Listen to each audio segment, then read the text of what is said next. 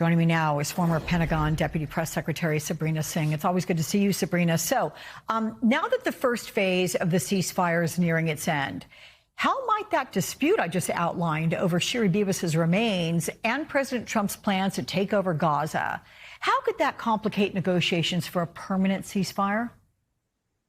Well, I think that remains to be seen. I think that's something that both sides are going to have to come to the table and continue the negotiation and path forward to have a lasting and long ceasefire be put into place beyond this initial phase one. I don't know that we have all the parameters of what a phase two could look like. So again, that's something that both sides are going to probably be meeting with their teams, coming to the table to negotiate. In terms of what this administration has planned, I think you've seen pretty brazen language from the administration, from developing Gaza into expelling Palestinians from that territory. Again, I think what we need to see is both sides coming to the table again to figure out how we can make this ceasefire last and continuing that return of hostages to their families. Okay, let's move to your reaction to the administration's firing of Joint Chiefs of Staff Chairman C.Q. Brown Jr., as well as the plans to lay off thousands of Pentagon civilian employees. Is there any justification for these moves? Look, I think the purging of top qualified senior military general and flag officers who have served 30 to 40 years in uniform under Republican and Democratic administrations.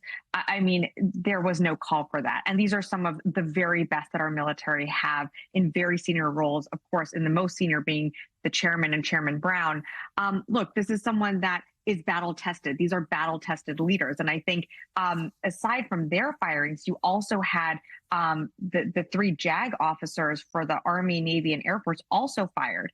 And those are the people that keep the checks and balances on the system as well.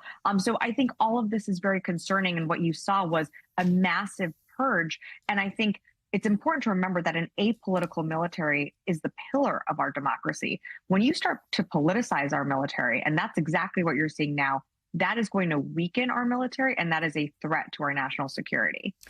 So President Trump earlier this week blamed Ukraine for starting the war with Russia. He finally reversed course on those comments yesterday. It took 4 days to do it.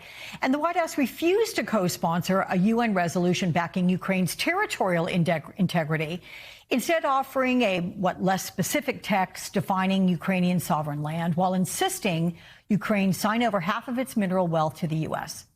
Given the favorable terms the administration appears to be offering Russia and President Vladimir Putin, how likely is a peace deal to be reached that does not weaken both Ukraine and Europe's security?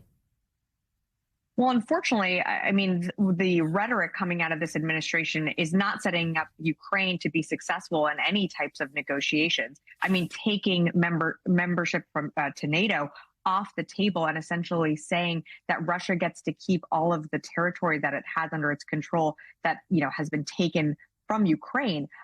You're just giving chits away to Russia and further weakening Ukraine's stance at the table. So I'm not sure who we're negotiating on behalf of, but it does seem like every time this administration speaks on Ukraine, you're hearing the parroting of Kremlin talking points. And this is exactly what Putin wants. And unfortunately, the administration, the president, is playing right in to Putin's hands. And I think European allies and Ukraine are rightfully very scared about that and concerned.